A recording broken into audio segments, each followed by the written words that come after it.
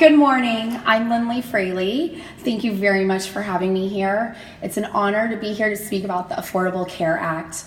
I'm just your typical suburban mom, 3 kids, working from home, driving everybody around all afternoon, trying to just get through the day. But I have a long history with medical issues.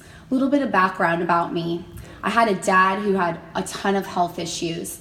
When I was 5 years old, he had a kidney transplant back in the early 80s when that was a really novel thing to do. Maybe a few people in the US had a kidney transplant. He went on steroids to prevent rejection of that kidney, which caused all kinds of health issues.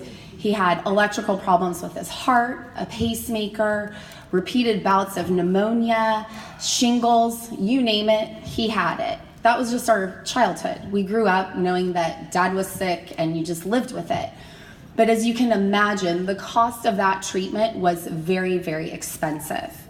My dad also suffered from squamous cell carcinoma, which I think most people know is, skin cancer. It's not melanoma. Most people don't die from squamous cell carcinoma. Unfortunately, though, because he was on such a high level of steroids, he had no resistance to be able to fight off things like squamous cell carcinoma. He also had a very bare bones health insurance policy at that point, being self-employed. So typical treatment was cut and remove, that was it. No further treatment. After 30, 40, 50 times of removal, it became very apparent to all of us that something more needed to be done. Eventually, we were able to get him transferred to my mom's health insurance because he'd already reached a lifetime cap and nothing else was offered to him. Once we got him transferred to my mom's health insurance, he was able to get radiation, but that led to radiation poisoning. Eventually, he passed away shortly thereafter. Just another victim of the healthcare system. It was kind of an accepted fact at that point. Fast forward 10 years, married, uneventful pregnancy, and surprisingly, I give birth 6 weeks early to our daughter, who's now 10 years old, but she was a preemie. 2 weeks in the NICU, $90,000 bill later, a little bit concerned about what is our coverage going to be like. That was in 2008, so there were still maximum lifetime benefits. I think her benefit at that point was up to $1 million. 2 weeks old, she'd already used 1/10 of that. That's a scary prospect as a parent to see your child wondering what's going to happen to them. Will they be able to get health insurance in the future? Will we be able to pay these bills? Thinking we're in the clear again, 6 short months later, my husband, out of the blue, was diagnosed with a malignant brain tumor. Oh my God. Unfortunately, nobody wants a brain tumor, but he did have the best kind of brain tumor at that point. So he was able to get surgery, no further treatment, but the bills coming out of there, UCLA, great institution. He had a wonderful surgery. He has a wonderful surgeon there, but another $100,000 and keeps racking up.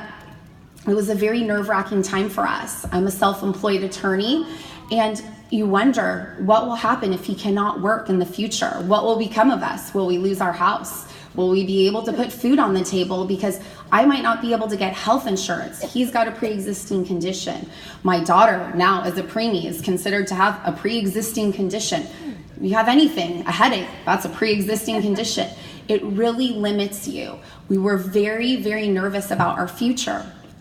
Fortunately, when the ACA was passed, we felt huge relief knowing that if my husband can't work, I can go out and get health insurance to cover our family, and I don't have to worry about filing for bankruptcy because I can't pay for his medical bills.